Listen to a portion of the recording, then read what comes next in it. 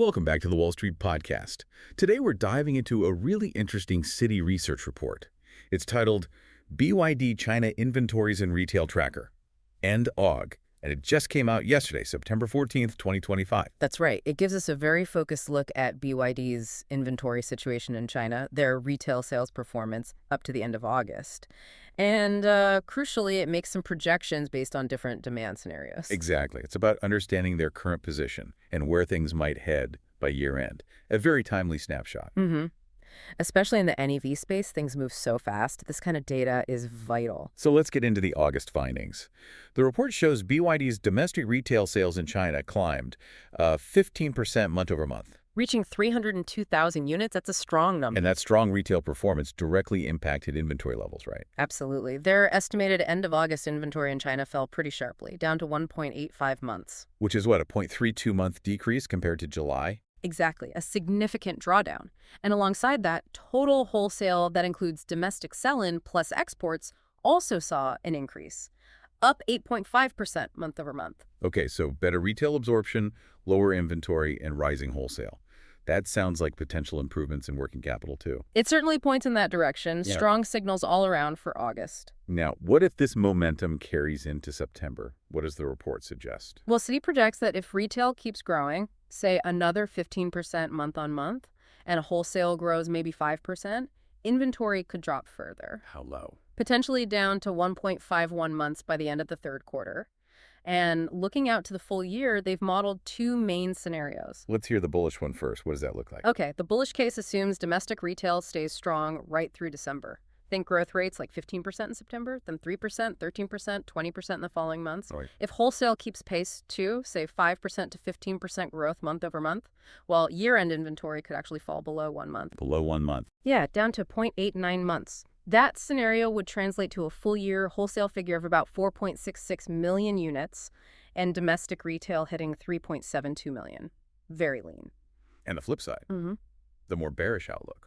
If domestic retail growth slows down significantly, maybe just 5% month over month for the rest of the year, then year-end inventory is projected to be around 1.8 months. Wow, so 0.89 months versus 1.8 months, that's a huge difference. It really underscores how sensitive BYD's final numbers are to consumer buying trends in these next few months. Retail demand is absolutely pivotal. Okay, let's switch gears slightly to the investment perspective.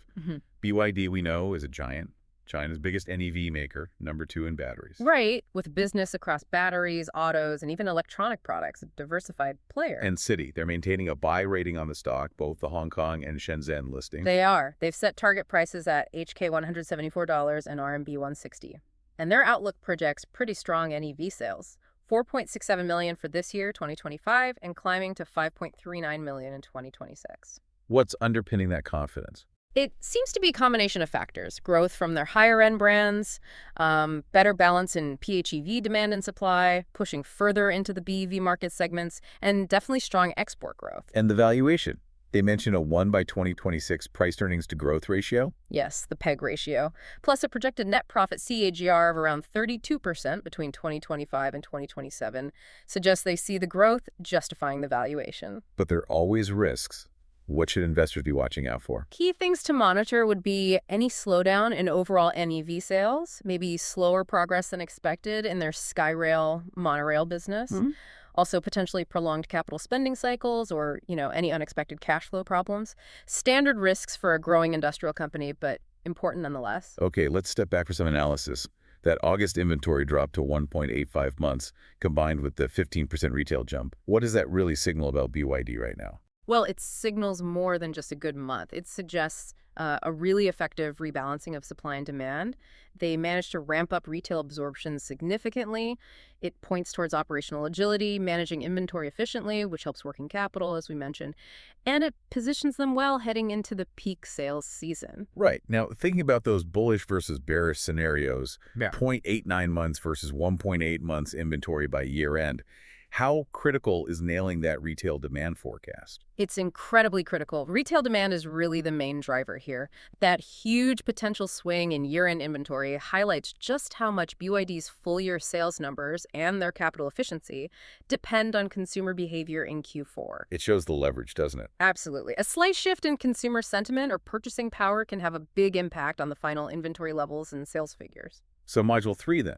Citi's buy rating is based on several factors. High-end brands, PHEVs, BVs, exports.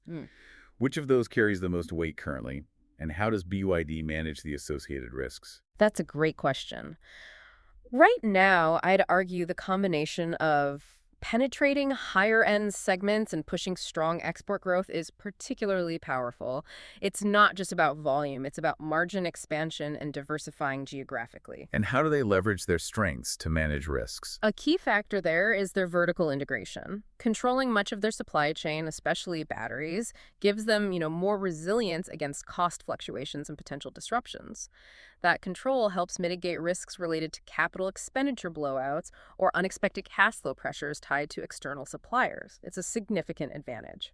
So bringing this back to the broader impact, BYD's performance here, managing inventory, meeting sales demand, especially in peak seasons, this has real-world consequences for you, the consumer. Definitely. Better operational efficiency can mean more stable NEV availability, maybe even impacting pricing dynamics over time. And it certainly fuels the competitive fire in the global auto market, pushing the overall adoption of EVs forward.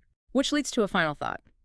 Is this impressive inventory rebalancing by BYD just a temporary success, driven by current market conditions, or are we seeing a new benchmark for operational efficiency emerge in this incredibly fast-moving NEV sector? A benchmark that others will need to match. Potentially. Whether this level of agility is sustainable and what it means for industry leadership going forward, well, that's something we'll be watching very closely.